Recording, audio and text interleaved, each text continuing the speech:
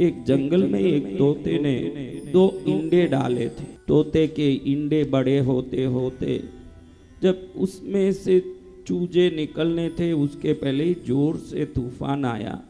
एक इंडा नीचे गिर गया, एक अंडा नीचे गिर गया। उस अंडे को टूटते ही अंदर से बिल्कुल अपरिपक्व एक छोटा तोते का बच्चा, उसके ऊपर पूरा चारों तरफ से वो अंडे का रस लिपटा हो, वो पड़ के तड़प रहा था, क्योंकि अभी उसका उड़ने का भी कोई सामर्थ्य नहीं आया। अब ये तोता तड़प रहा था।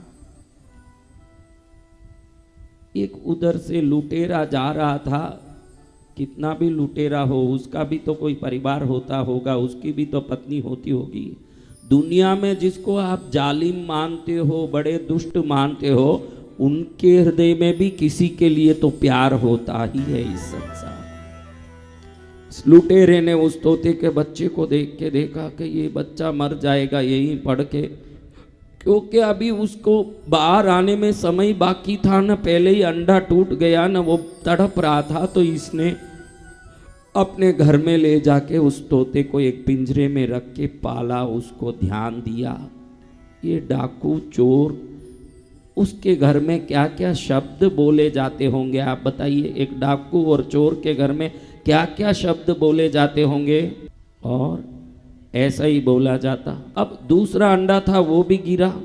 तूफान बढ़ रही थी, हवा बढ़ रहा था, उस तूफान में दूसरा अंडा भी गिरा। वो भी जैसे ही गिरा, वो बच्चा तड़पने लगा तोते का, क्योंकि उसका भी बाहर आने का समय तो नहीं हुआ था। लेकिन ये तोते का बच्चा तड़प रहा। एक संत ने देखा, संत के मन में दया आ गई कि बच्चा मर जाएगा, मैं आश्रम में ले जाऊंगा। संत ने एक पिंजरे में उस तोते को रख के पाला। संयोगवश संत का आश्रम भी जंगल में उधर ही था जहां ये डाकू लुटेरा का भी घर था। और वो इधर पास में लुटेरे के घर में एक बच्चा पल रहा था, दोनों भाई भाई। और एक घर में कहाँ दूसरा बच्चा पल रहा था? किसके घर में पल रहा था मेरे बच्चों? हाँ,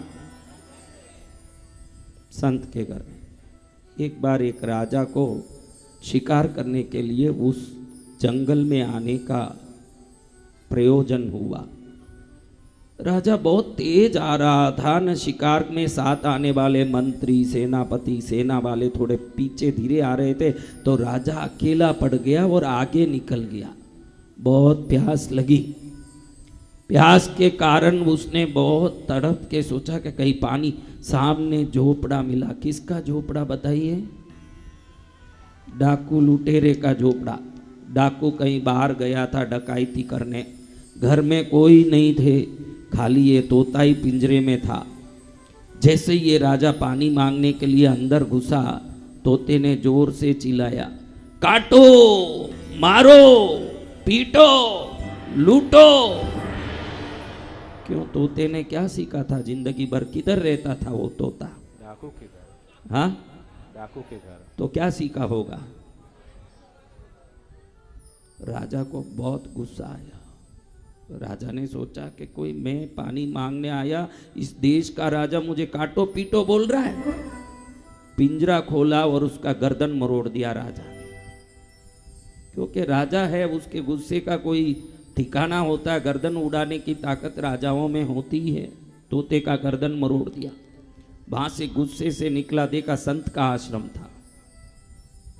जैसे ही अंदर घुसा, संत जी भी कहीं एकांत में अकेला ही था। उसी तोते का भाई। ये तोता जैसे ही ये राजा अंदर घुसा, राम राम, आइए, आपका स्वागत है। आपको जल चाहिए, भोजन चाहिए, क्या चाहिए? हमारे अतिथि का सेवा सत्कार स्वीकार करके फिर जाइए। आपका कल्याण हो, आपका मंगल हो, आप दीर्घायु हो। जय जय गुरुदेव।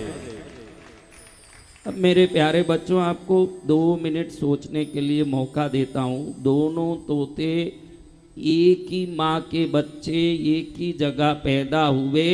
इन दोनों के शब्दों के फर्क ने एक को निहाल कर दिया, न दूसरे का प्राण निकाल दिया। इसका कारण क्या है महाराज, आप बताइए तो। कारण क्या है?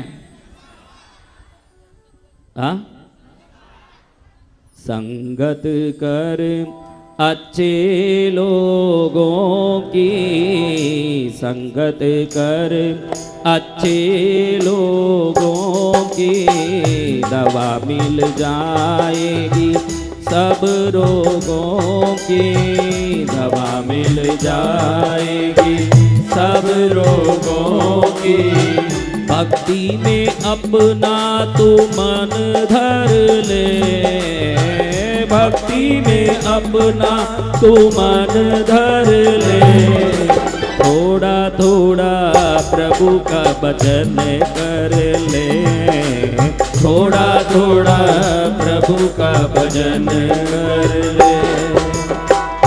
देखो, मुझे पता नहीं था कि ये शहद है, मुझे अनुभव नहीं शहद कैसा होता है, लेकिन मैंने चखा शहद। मुझे मालूम नहीं शहद के बारे में, इसलिए क्या शहद कड़वा होगा? कैसे होगा?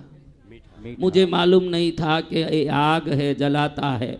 मुझे मालूम नहीं है, इसलिए आग में हाथ डालूं तो क्या वो क्षमा करेगा? नहीं करेगा। तो जाने अनजाने में भी कृष्णगिरी आ जाएं तो निहाल ही होना है।